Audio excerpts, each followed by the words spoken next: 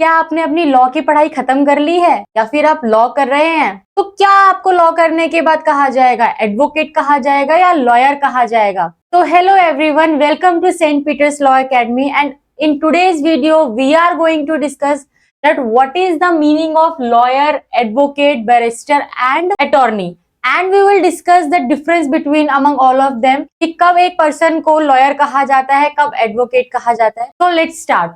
First is lawyer. So lawyer is any such person who is graduated or who has completed his law from India. That person is said to be a lawyer. अब it could be of 5 years law and it could be of 3 years law. तो अगर आपने चाहे 3 साल का law करा है या फिर 5 साल का लॉ करा है और अगर आपने इंडिया से करा है तो आपको लॉयर कहा जाएगा. And barrister is any such person who has completed his law from England. और कोई भी पर्सन जिसने लॉ इंग्लैंड से करा है that person is said to be a barrister. अब दोनों में डिफरेंस क्या है? तो दोनों में डिफरेंस कुछ नहीं है. दोनों में डिफरेंस बस इतना है कि जो इसने इंडिया से लॉ करा है that is known as lawyer और वो पर्सन जिसने इंग्लैंड से लॉ करा है that person is known as barrister. But क्या लॉयर एंड बैरिस्टर कोर्ट में क्लाइंट को रिप्रेजेंट कर सकते हैं?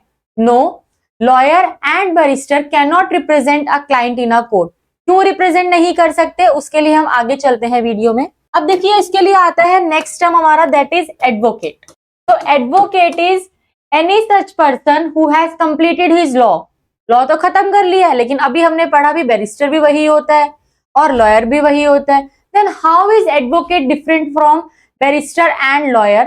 तो एडवोकेट के लिए इट इज नेसेसरी कि लॉ खत्म करने के बाद एक पर्सन ने who has enrolled himself with the bar council, मतलब एनरोल कर लिया है, लॉ खत्म हो गया और एनरोल कर लिया है खुद को बार काउंसिल में, then that person has got licence to practise in a court. Licence to practise in a court. But barrister में और लॉयर में क्या था? वहां पे लाइसेंस नहीं मिलता. तो जब लॉ खत्म हो गई है बी इट 5 years और 3 years, उसके बाद जब एक लॉ स्टूडेंट खुद को एनरोल करा लेता है बार काउंसिल में, from there he got a license to practice in a court and then he can represent a client in a court. तो आप में से भी बहुत सारे स्टूडेंट्स ऐसे होंगे जो लॉ तो कर लेंगे बट मे भी उनका इंटरेस्ट प्रैक्टिस में ना हो. They may go into academics और कॉर्पोरेट वर्ल्ड.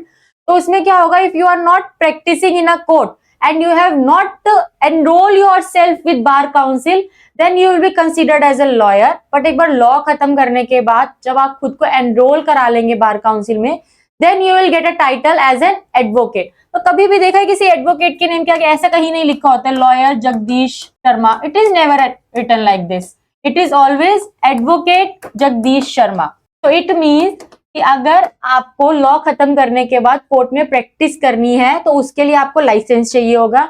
एंड लाइसेंस आपको तभी मिलेगा जब आपने बार काउंसिल में खुद को क्या करा लिया है? एनरोल करा लिया है.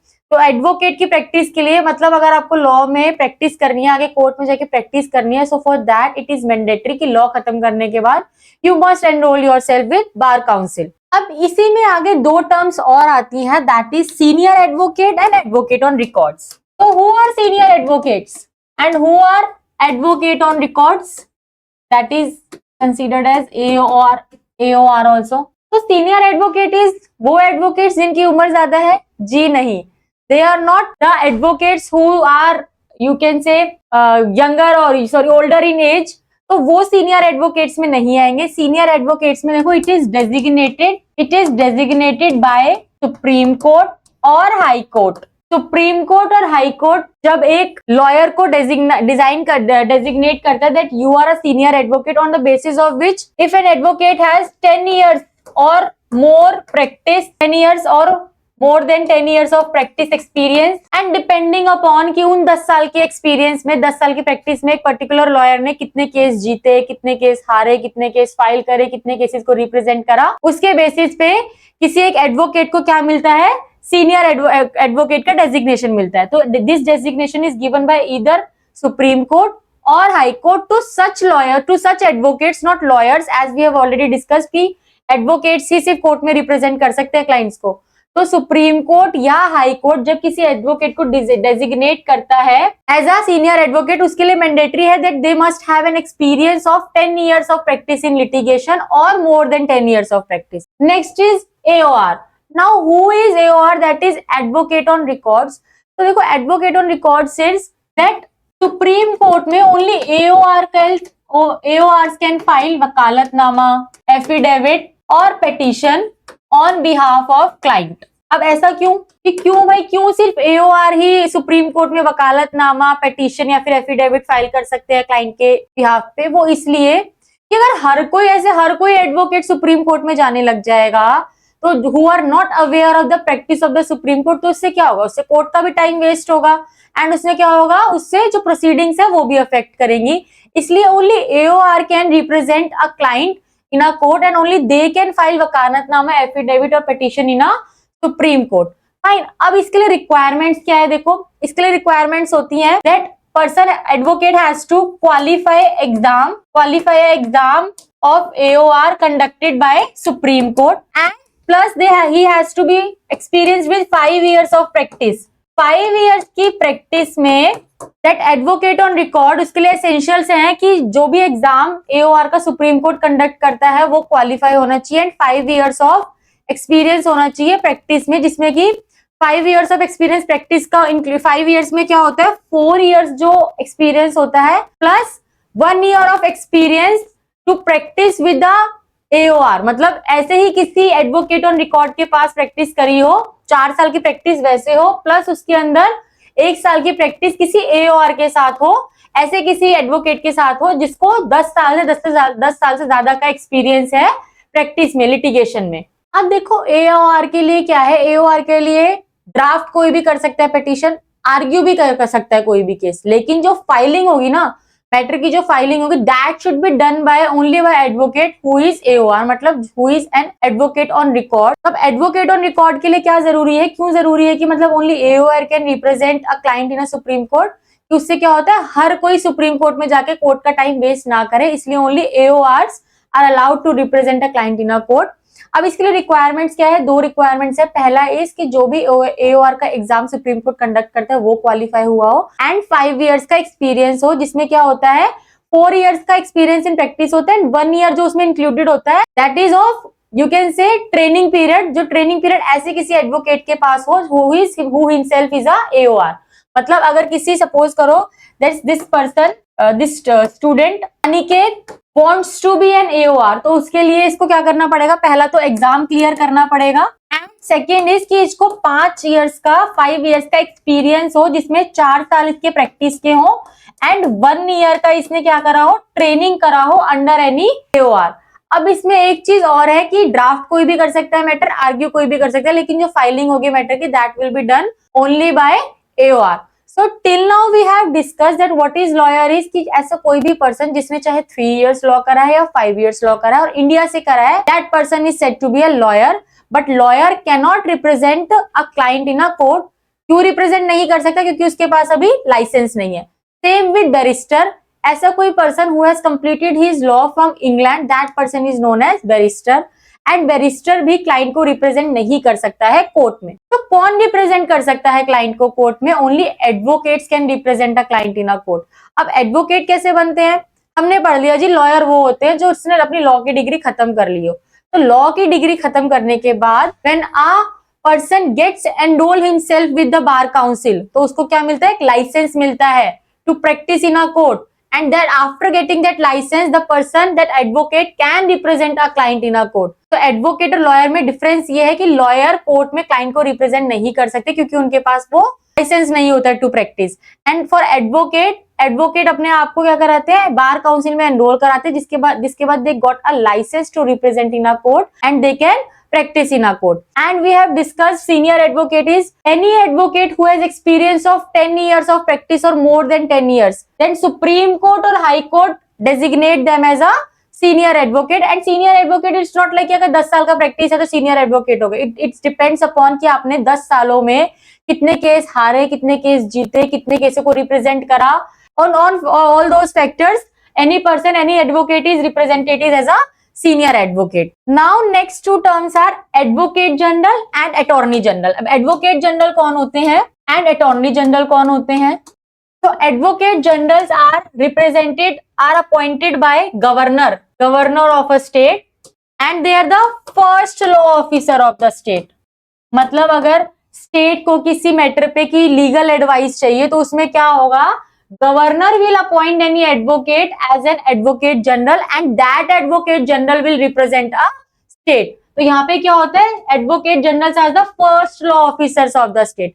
अटॉर्नी जनरल को कौन रिप्रेजेंट करता है, अटॉर्नी जनरल जो होते हैं सेंट्रल गवर्नमेंट को रिप्रेजेंट करते हैं, and they are appointed by the president and they are the first law officer of the country.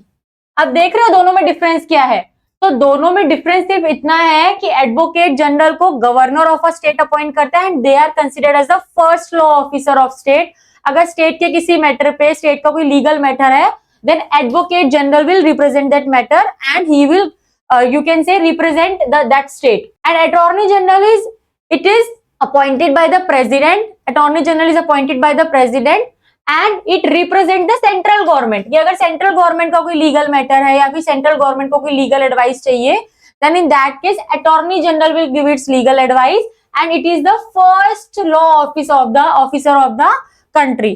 Now there is one more term that is solicitor general. तो solicitor general क्या होता है, attorney general को किसी की help चाहिए होती है, then he takes a help of solicitor general and this is the second law officer of the country. तो solicitor general is basically a second law officer of the country who helps the attorney general. Now we are left with two more terms, that is public prosecutor and government pleader। they represent criminal matters and they represent civil matters। अब देखो आपने law कर लिया, आपने enrol भी करा लिया, ठीक है जी, आप लॉयर भी बन गए, आप एडवोकेट भी बन गए, बट अब आपको क्या करना है, आपको सोसाइटी के लिए कुछ अच्छा करना है, कुछ मतलब भला करना है सोसाइटी का। तो इस केस में क्या होगा, सोसाइटी में कोई भी यू कैन से कोई भी क्राइम होता है ना, जैसे ए ने बी का मर्डर कर दिया, तो उसमें ये कंसिडर होगा कि ए ने जो ऑफेंस करा है वो किसके अगेंस्ट करा है, स्टेट के अगेंस्ट करा है। तो जब आप एज ए लॉयर किसी विक्टिम को रिप्रेजेंट करते हो, ए ने क्या करा, बी का मर्डर कर दिया, so it is A versus state. So when you represent the victim in criminal matter, it means when any advocate represents a victim in a criminal matter, then he is said to be a public prosecutor. And when any advocate represent a victim in a civil matter, then he is said to be a government pleader। ठीक है, अब हर state में इनके appointments, इनका you can say functions और इनकी जो duties होती है वो थोड़ी बहुत डिफर हो जाती हैं। इनका अपॉइंटमेंट एंड इनके जो एग्जाम्स कंडक्ट होते हैं, they are the little bit different, सबका अलग अलग टाइम पे नोटिफिकेशन आता है। So in this video we have discussed lawyers वो होते हैं जिन्होंने लॉ की डिग्री ले ली है इंडिया से, but they can not represent a client in a court. And barrister वो होते हैं जिन्होंने इंग्लैंड से लॉ की डिग्री ली है and they also cannot represent a client in a court. क्यों नहीं रिप्रेजेंट कर सकते भाई, लाइसेंस नहीं है। अब लाइसेंस कहां से मिलेगा, लाइसेंस आपको बार काउंसिल में एनरोल करने के बाद मिलेगा, जिसके बाद आप क्या बन जाते हो, एडवोकेट। और एडवोकेट बनने के बाद you got a licence to represent a client in a court and you can practise in a court. After that we have discussed senior advocate कौन होते हैं। तो ऐसे एडवोकेट्स जिनको 10 साल से ज्यादा की प्रैक्टिस है, जिनको 10 साल से ज्यादा का एक्सपीरियंस है इन प्रैक्टिस, तो सुप्रीम कोर्ट या हाई कोर्ट डेजिग्नेट करता है किसी एडवोकेट को as a senior advocate. Advocate on record होते हैं, that is any such senior advocates who has qualified the exam of AOR conducted by Supreme Court and 5 years of practice, जिसमें 4 साल की practice उनकी अपनी होती है, and including उसमें 1 year ट्रेनिंग होता है under any AOR, only they can represent a client in a Supreme Court। तो मतलब ऐसा नहीं है कि सुप्रीम कोर्ट में सिर्फ AORs ही जाके केस से लड़ सकते हैं, नो, ड्राफ्ट कोई भी कर सकता है, आर्ग्यू कोई भी कर सकता है, लेकिन जो फाइलिंग होती है ना वो सिर्फ AORs ही कर सकते हैं। After that we have studied that what are the advocate general। तो जब कोई स्टेट को स्टेट अपॉइंट करती है, मतलब गवर्नर अपॉइंट करता है एडवोकेट जनरल को, जब कोई स्टेट से रिलेटेड कोई क्या होता है, कोई लीगल मैटर होता है, किसी की एडवाइस चाहिए होती, तो एडवोकेट जनरल स्टेट को रिप्रेजेंट करता है, they are considered to be the first law officer of the state. And attorney general are appointed by the president and they represent the central government and they are considered to be the first law officer of the country। And solicitor generals are the second law officers of the country who helps the attorney general। After that we have studied public prosecutor and government pleader। तो जब आप as advocate होके किसी victim को represent करते हो किसी criminal matter में, then you are considered as a public prosecutor. और जब आप किसी विक्टिम को रिप्रेजेंट करते हो किसी सिविल मैटर में स्टेट की तरफ से, then you are considered as a government pleader. So I hope in this video you people are cleared with the difference of lawyer, advocate, attorney, solicitor general, public prosecutor and government pleader. For more such videos, do follow our channel. Thank you so much.